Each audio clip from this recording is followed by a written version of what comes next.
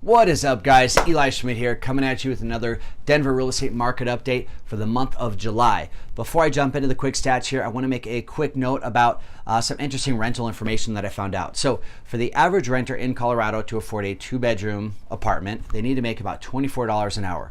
Now the bad part is the average renter in Colorado makes about $17.50 an hour. So you can see where the problem lies there. Rentals, apartments, they're not affordable as it is. A lot of people complain about the housing market being not affordable. Apartments aren't any more affordable. So you might as well start looking at buying a house, especially because the Feds just announced that they're going to be raising interest rates not only one, but 2 more times this year, which is 1 more time than they predicted earlier this year in January. So what does that mean? Rental rates are climbing. Interest rates are climbing. If you are waiting to buy a house until the market cools down, if you're waiting to buy a house so you can save more money, if you're maybe have 6 months left on your lease, you have to talk to a realtor, talk to a mortgage lender, and at least have the conversation about what it looks like to qualify. I tell people this all the time. It's not as hard as you think to buy a house, and it is hands down the best investment you can make regardless what the market is doing. The time to buy is now. The interest rates have a huge effect on how much home you're gonna be able to buy down the road. So you may think you're making a smart decision by waiting, but at least have the conversation and look at your scenario as it is right now and what it would take to qualify to buy a house. So that's my statement for that. Moving on, single family homes, guys, our average sale price right now is $540,000. That's up 9% from this same time last year. Now, in addition to that, and this is the interesting part, we have more inventory on the home than we've had in a long time. We're up 16% from where we were last month with about 7,400 active homes on the market. What does that mean? Sellers got to be careful because buyers have more options.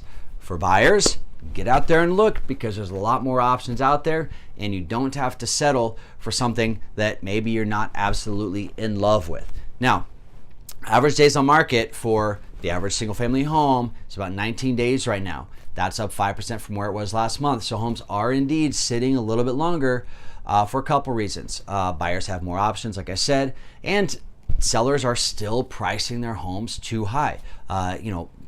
It's 2 years ago, you could have gotten away with putting an overpriced home on the market that didn't show the best and people would have bought it. Now buyer fatigue is definitely setting in. So you need to make sure that you're pricing your homes aggressively and making them show well. Another factor for the price reductions, it's July, it's hot. Families are busy. It's not pleasant to go look at homes all day. But again, for you troopers out there and you guys looking for a deal, any of you buyers, definitely go midweek. Wednesday, Thursday, that's the time to go and get your offer submitted because a lot more buyers are at happy hour, they're at the kids' soccer game, they're waiting for the weekend. So for you motivated people out there, midweek shopping is the way to go. Now, 2 quick tips for buyers and sellers before I get out of here. Tips for sellers, make sure you price your home right. Like I said earlier, buyers have options now. You have to be competitive for the way you price your home. You want to price it just under market value, get a bunch of buyers in the door and let the buyers' offers determine the price of your home. We can say your home is worth X amount of dollars all day long, but until someone actually pays that price, it's not worth that.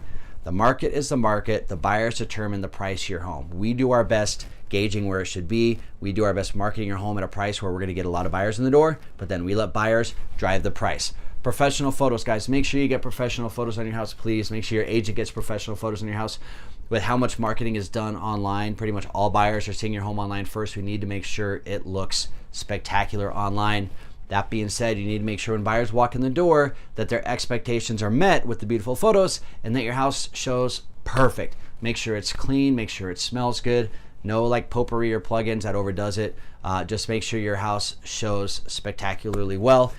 Tips for buyers out there, be realistic.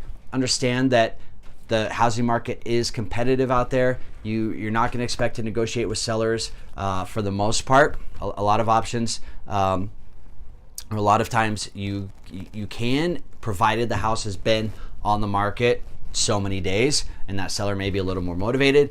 Then they might take something under asking price, but if it's brand new on the market and you're competing with other offers, they're definitely not going to take anything under ask price. Lastly, make sure that your agent is communicating with the seller. I can't tell you how many offers we've won just because we've picked up the phone and talked to the listing agent and found out what their seller's situation is, what's an ideal offer for them, and maybe it's not the most money, but maybe it's easy on inspection items, maybe it's a quicker closing, maybe it's a longer closing. Make sure you're communicating with the seller. That goes so far. All right, guys, that's it. Thanks so much for watching. I really do appreciate your time. I will see you guys next time. Take care. Bye-bye.